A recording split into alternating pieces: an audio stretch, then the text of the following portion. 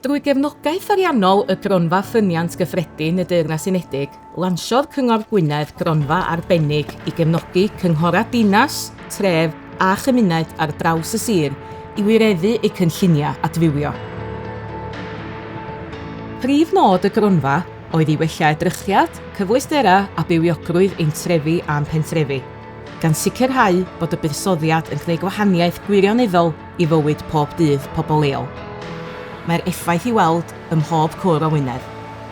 Da ni wedi codi'n gynnar ofnadwy, dweud y gwir, y criw ohono ni i blannu'r cennin Pedr, lle da ni wedi cael cymorth gan blant ysgol Broedris.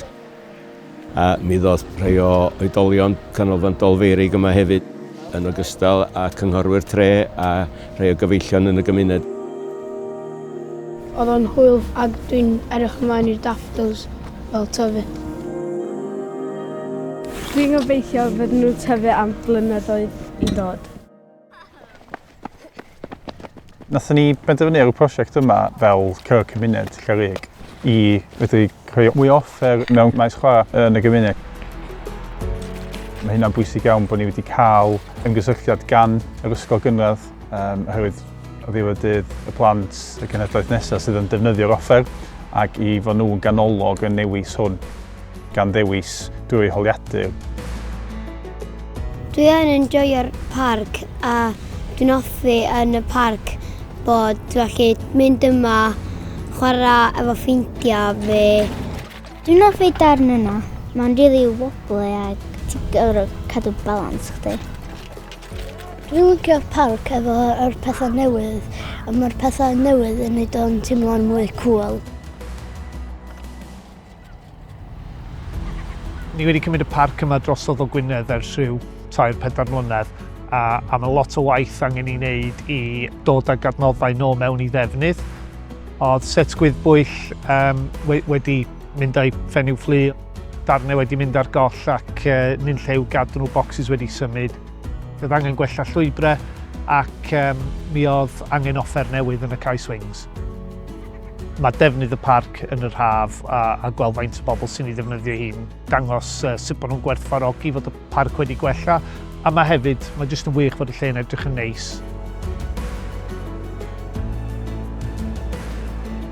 Da ni wedi bod yn trafod y stipyn mewn cyfarfodydd i drial gael hwn, i drial wneud yr traeth a'r dŵr a'r ardal hyfryd sgynnu ni yma. Yn agorad i bawb. It's something very personal to me. Because my first wife had multiple sclerosis where my children were small. This would have been a great boon to her because we used to try and get wheelchairs onto the beach, and in the end I had to drive onto the beach and lift her out of the car onto the beach. Something like this has great benefits because it means you can take the disabled person actually into the sea. So she could have gone into the sea and played with the children and watched the children, and we'd be able to get her in and out easily. So I think this is a huge benefit for anybody who's disabled.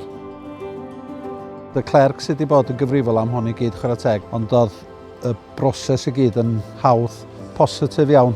Oedd hi'n plesd iawn efo faint o gefnogaeth a hawdd oedd o i fynd trwy'r y gwaith papur a bob dim a cyflym hefyd.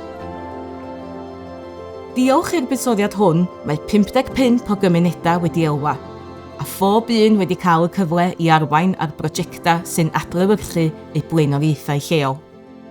Dwi'n bod ceisio am math yma o gefnogaeth ariannol grant yn holl bwysig oherwydd mae o'n medru bodloni ac ehangu gwella beth sgynna ni i gynnig yn ein cymunedau ni'n Wynedd lle.